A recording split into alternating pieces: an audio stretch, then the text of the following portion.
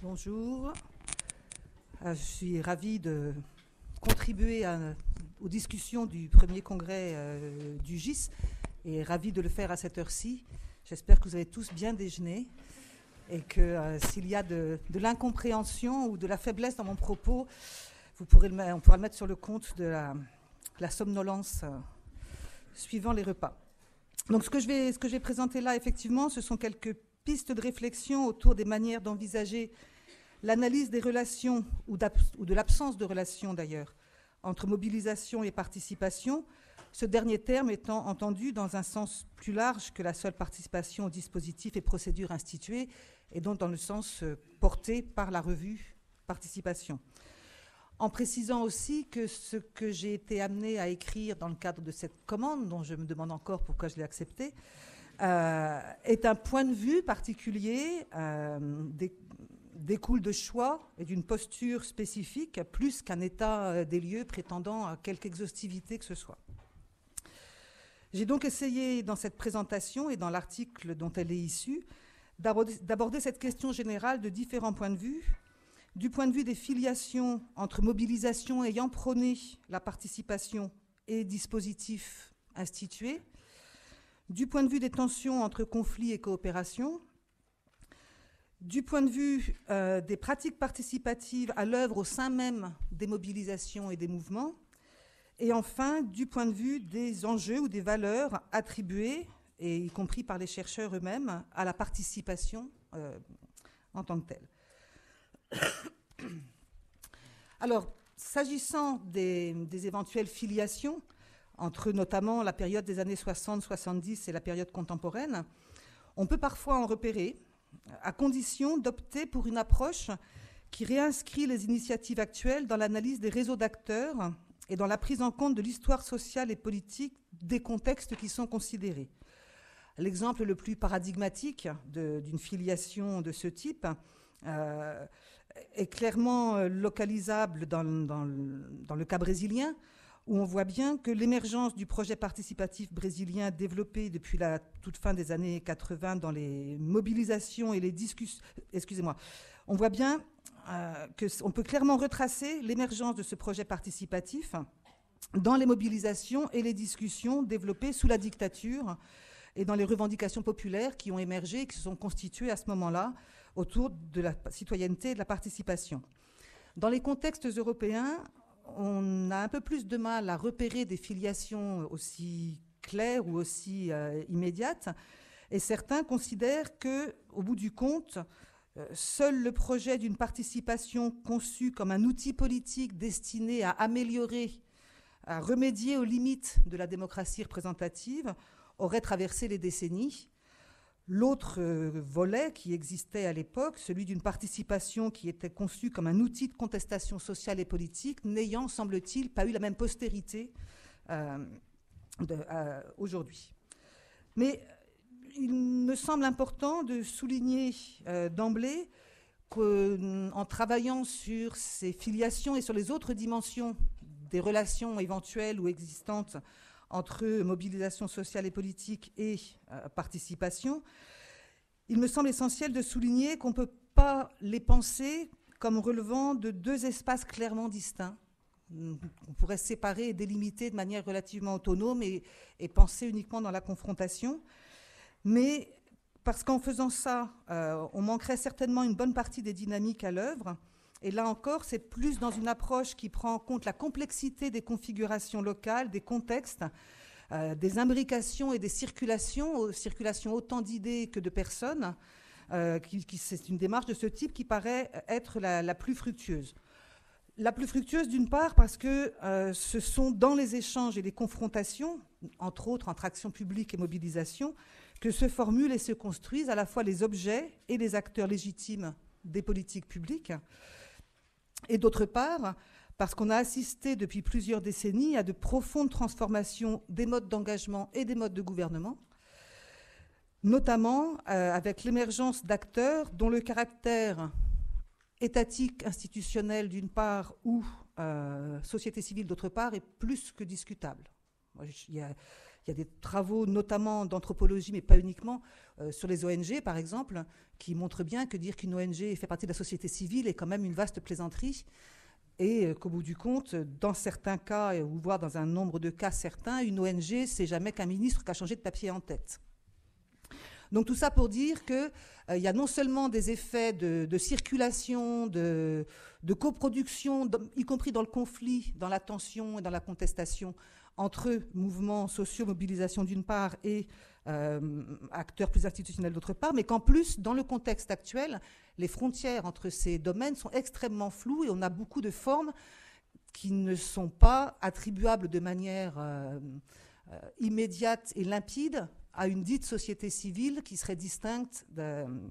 des institutions. Donc, il découle de ça que si on recherche des filiations ou si on essaye de saisir et de comprendre des phénomènes qui seraient de cet ordre, il y a tout intérêt à essayer de les rechercher ou de les saisir, je le répète, en ancrant l'analyse dans une approche très fine, contextualisée et historicisée des réseaux et des configurations d'acteurs auxquels on est confronté. Alors j'ai évoqué tout à l'heure ce que d'aucuns considèrent comme une branche des mobilisations autour de la participation ayant eu une faible postérité, celle qui concevait la participation comme contestation de l'ordre politique. Cela m'amène au deuxième point de ma présentation, celui de la tension, voire de l'éventuelle incompatibilité entre la posture agonistique des années 60-70 et la posture de coopération et de délibération qui serait à l'œuvre dans les dispositifs contemporains. Là encore, les choses semblent loin d'être aussi tranchées. Tout d'abord parce que le développement de ces dispositifs institués de participation a permis à nombre de militants de la participation de trouver une position de repli après l'essoufflement d'un certain nombre de mouvements sociaux ou de mobilisation, un espace de reconversion de leurs compétences, voire de leurs convictions. Et dans l'article, je donne un certain nombre d'exemples de ces passages d'un type de pratique ou d'une position à une autre. Et pour beaucoup d'observateurs, ces reconversions ou ces transferts, et là je pense entre autres à Sidney Tarot, ont pu signifier ou ont eu comme résultat ou auraient comme résultat quasiment naturel des formes de routinisation et de perte de combativité de ces postures plus radicales et plus critiques. Mais là, il me semble aussi que plutôt que d'envisager ces formes éventuelles de routinisation ou de perte de combativité comme des résultats naturels de la reconnaissance ou de l'intégration de ces mouvements, il semble plus fructueux de s'attacher à saisir de manière plus fine les contextes et notamment les effets de l'existence ou non de cadres de pensée partagés entre mobilisation sociale, mouvements sociaux et pouvoir public. Là encore, le cas brésilien fournit une bonne illustration de mon propos. Dans les années 90, on serait passé d'une configuration de confrontation entre la société civile et le pouvoir d'État à une situation où a été fait le pari d'une possible coopération, une coopération reposant alors sur le partage d'un cadre de pensée, dans la mesure où ce sont les mouvements sociaux favorables à la participation des citoyens qui étaient parvenus au pouvoir étatique. Et donc là, le pari d'une coopération, d'autres formes de coopération pouvaient être faits puisqu'il y avait partage d'un cadre de pensée et de positionnement de part et d'autre. Dans les contextes européens, la situation est fort différente, je ne vais pas développer. La mise en place de formes participatives instituées ne découlant pas, ou alors beaucoup plus indirectement, mais ça vaudrait la peine, et ça commence à être fait, de retracer ces filiations plus indirectes. Elles ne découlent pas de manière aussi directe, en tout cas, d'une telle accession au pouvoir étatique, que ce soit au niveau local ou national. Alors, est-ce qu'il y aurait donc pas d'alternative à ces deux configurations? Soit on a une appropriation des formes participatives par les acteurs des mouvements sociaux du fait de ces cadres de pensée partagés, ou alors on aurait l'épuisement et le désamorçage de toute posture critique. Est-ce que l'alternative se résume à ça? En poursuivant, pour essayer de répondre en partie, en tout cas, à cette question, un certain nombre d'auteurs, là je pense à Fung et Wright, estiment que cette difficulté particulière tient à ce qu'il serait contradictoire de faire participer les contre-pouvoirs dans la gouvernance délibérative ou participative, car alors que les premiers s'appuient sur des cadres cognitifs ou des cadres d'interprétation fondés sur le nombre, sur la désignation d'adversaires et la dénonciation, la seconde, la gouvernance délibérative ou participative, requerrait des cadres cognitifs plus souples et le recours à l'argumentation raisonnée. Il y aurait donc là deux ensembles de dispositions contradictoires. Alors, je n'ai pas le temps ici de discuter, de développer l'ensemble de la discussion sur ce point. Je renvoie à l'excellente revue Participation. Mais on peut juste souligner qu'attribuer de manière aussi exclusive une disposition délibérative à la gouvernance participative d'une part et une disposition agonistique aux mouvements sociaux et mobilisation me pose un petit problème. D'une part parce que dans certains cas, ces dispositifs ont une posture agonistique à l'égard d'une partie des mouvements sociaux ou d'une partie des acteurs, en ce qu'ils marginalisent, voire criminalisent certaines formes de mobilisation ou d'intervention. D'autre part, parce que nombre de mouvements sociaux ou de mobilisation ont développé des compétences participatives en leur sein. Bref, y compris des mouvements sociaux qui se situent ou se situaient dans une posture agonistique ou de critique radicale, ont dans le même temps développé des formes de culture participative ou avaient au fondement de leur posture critique justement une aspiration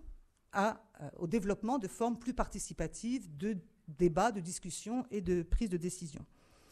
Inversement, d'ailleurs, dans l'article, j'en parle, mais là, je n'ai pas le temps de m'y attarder, un certain nombre de mouvements ayant prôné la participation ne la pratiquaient pas en leur sein ou ne concevaient pas que ce puisse être une méthode adaptée à la gestion des conflits ou des divergences en leur propre sein. J'en arrive donc au troisième point de ma présentation qui suit le propos que je viens d'énoncer, qui est que la question des relations entre mobilisation et participation ne peut être réduite, pour en comprendre pour essayer d'en prendre en compte le plus possible de deux dimensions, ne peut être réduite à la seule question de leur participation ou de leur non-participation d'ailleurs dans des dispositifs délibératifs ou participatifs ad hoc, institués et s'affichant comme tels.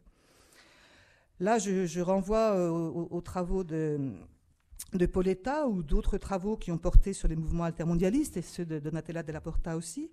qui montrent assez à quel point ces mobilisations tentent de mettre en œuvre ici et maintenant, dans leur pratique collective, dans les moments associatifs et de mobilisation, mais aussi dans un certain nombre de cas dans des moments plus intimes, dans des pratiques ordinaires de la vie quotidienne des gens qui sont engagés, donc dans des sphères, y compris relevant du privé. En tout cas, mettre en pratique des formes démocratiques et égalitaires ou participatives, les mêmes qu'ils revendiquent de manière plus globale dans les mobilisations sur la scène publique. Dans certains cas, il semble d'ailleurs que le recours à ces pratiques ou à ces formes participatives, en tout cas pour ce qui est des espaces explicitement dédiés à la mobilisation collective, que le recours à ces formes participatives soit plus le fruit d'une posture pragmatique visant à répondre à la question comment agir ensemble, malgré et au-delà de la diversité et des parcours, donc plus le fruit d'une posture pragmatique que le fruit d'une adhésion philosophique ou éthique au projet participatif lui-même. Mais bien évidemment, on peut aussi penser, et ça a déjà été évoqué ce matin à propos d'autres situations, d'autres questions, on peut penser que l'adoption même pragmatique, même avec une visée pragmatique de ces comportements ou de ces procédures participatives ne sont pas sans effet sur les socialisations et sur les conceptions ou le rapport entretenu avec cette question de la participation. Pas sans effet au sein de ces mouvements, mais pas sans effet non plus en termes de transformation des matrices culturelles plus larges qui irriguent les sociétés, de transformation des représentations quant à, je ne sais pas, la délimitation du politique, la question de l'égalité ou de la démocratie elle-même. Donc, travailler plus avant sur les formes souvent diffuses et diversifiées de culture participative qui sont à l'œuvre pour l'ensemble des acteurs concernés, et j'y reviendrai à la fin, mais on ne peut pas considérer... Enfin, ce serait dommage de penser que la question des cultures participatives ne devrait faire l'objet d'analyse que chez le petit peuple et les gentils mouvements sociaux ou les méchants mouvements sociaux. mais ce serait bien aussi de l'appliquer aussi aux élus, aux techniciens, aux professionnels et à l'ensemble des acteurs qui, d'une manière ou d'une autre, sont engagés dans ces processus. Donc une attention plus poussée sur ces formes de culture participative, là encore en les historicisant et en les contextualisant, paraît une piste fructueuse et nécessaire pour saisir comment radicalité, posture agonistique, coopération et délibération peuvent ou non s'accommoder, se côtoyer, s'exclure, mener à des formes de coproduction ou à des confluences perverses, où les significations et les choix politiques sont plus confus ou plus fuyants. Donc je vais terminer cette présentation autour de l'idée des effets de cadrage qui sont à l'œuvre dans les processus et les formes contemporaines de participation, ainsi que dans les catégories et les outils mis en œuvre par les chercheurs eux-mêmes, parce que voilà, les effets de cadrage ont plusieurs sources. Alors là, j'arrive à la partie de mon brouillon qui est moins propre que ce qui précède, donc je vais essayer de ne pas trop m'y perdre. Des effets de cadrage qui peuvent mener, ce n'est pas forcément le cas, mais qui peuvent mener à l'exclusion ou à la marginalisation,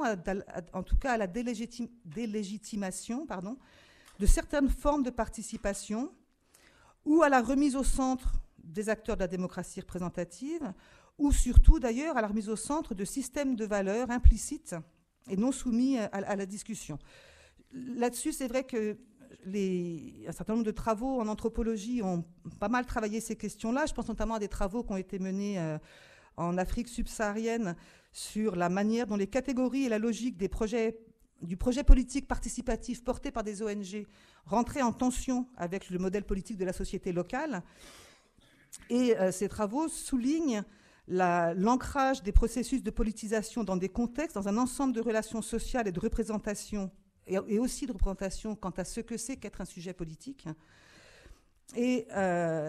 du coup, au-delà d'une posture assez répandue quand même, qui consiste à considérer a priori que les mobilisations ou les mouvements s'inscrivent dans une culture politique nationale, semblant aller de soi ou aller sans dire, il me semble là aussi potentiellement fructueux, de travailler plus avant sur les représentations et les rapports vernaculaires à la participation, à l'égalité et à la démocratie. Ça a été évoqué aussi tout à l'heure par Marie-Hélène Baquet et Mario Gauthier, qui ont rappelé l'importance de la comparaison et de l'ouverture à des contextes plus diversifiés, analysés de manière empirique fine. Et quand je mentionne ces travaux sur des conceptions vernaculaires de la démocratie, de la subjectivation politique, et là encore, ils sont intéressants parce qu'en retour, ils nous obligent à poser ces questions dans des contextes, notamment les contextes occidentaux, dans lesquels on n'est pas forcément habitué à les poser. Donc là, il y a l'effet classique en retour de l'anthropologie. Donc, au-delà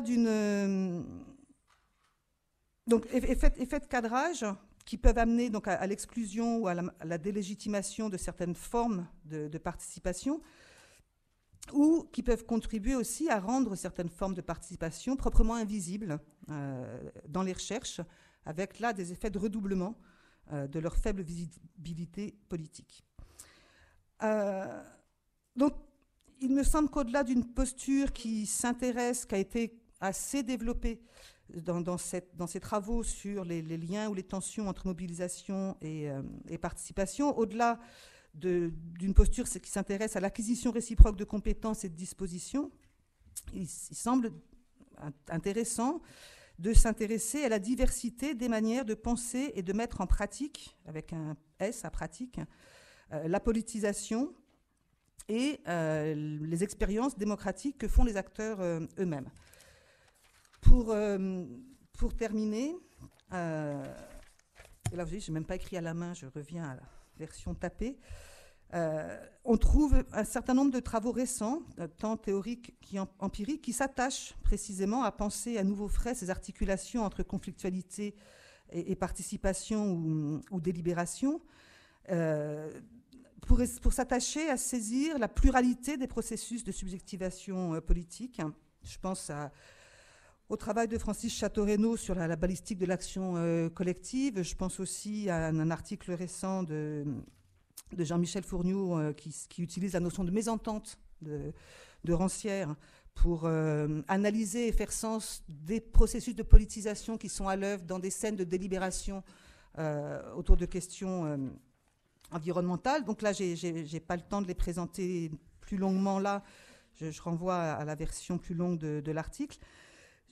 Mais finir en disant que cette réintroduction bienvenue de la conflictualité dans l'analyse des arènes participatives instituées ne doit pourtant pas faire oublier que nombre de mouvements sociaux visent également à mettre en œuvre, ici et maintenant, des pratiques de participation qui, même quand elles se déploient en dehors des scènes instituées, n'en visent pas moins, elles aussi, à mettre à jour ces structures de mésentente au sens de Rancière et à peser sur les décisions, même si c'est à partir d'espaces publics oppositionnels ou autonomes ou relativement distincts, où des conceptions alternatives peuvent être pratiquées, données à voir et, là encore j'y insiste, mises en œuvre pratiquement. Mais là encore, si ces formes de mobilisation ne se donnent pas comme objectif principal la coopération avec les institutions, voire la rejettent, parce que c'est dans un certain nombre de cas, il n'en reste pas moins que ces deux ensembles d'acteurs ne peuvent totalement s'ignorer. Et de ce point de vue-là, il y a encore trop peu de travaux qui, en dehors de l'observation déploratoire ou satisfaite des formes de domestication ou d'intégration institutionnelle des mouvements sociaux par la participation, s'intéresseraient aux formes d'ensauvagement des institutions. Là, je rends à César ce qui est à César. Cette notion d'ensauvagement des institutions, je la dois aux chercheurs du GRAC de Lyon, et notamment à une partie d'un travail qu'ils ont mené dans le cadre d'un programme de recherche à Toulouse, dans lequel ils ont mis en lumière, je cite, un processus croisé d'ensauvagement des institutions. La municipalité se met à procéder à tâtons sur le mode de la zone grise, sans formaliser ou officialiser son action de coopération avec les acteurs des pavillons sauvages, qui sont la structure qu'ils ont étudiée. Donc des formes d'ensauvagement des institutions et de domestication de l'expérience sauvage, avec un net renforcement de la part instituée et du poids des associations notamment, et une normalisation relative des habitants. Donc, il me semble que là aussi, c'est une piste fructueuse d'observer non pas simplement les éventuels effets de domestication, mais aussi l'inverse, c'est-à-dire comment des zones grises dans les pratiques institutionnelles, étatiques, peuvent se développer, qui sont aussi des formes de coopération et de coproduction, mais qui ne se font plus dans les cadres strictement définis. Pour conclure,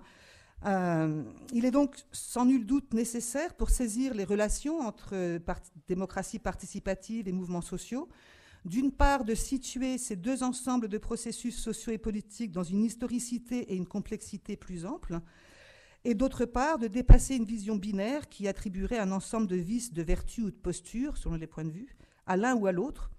et qui reste du même coup prisonnière d'alternatives trop simplistes pour rendre compte de la richesse des phénomènes à l'œuvre.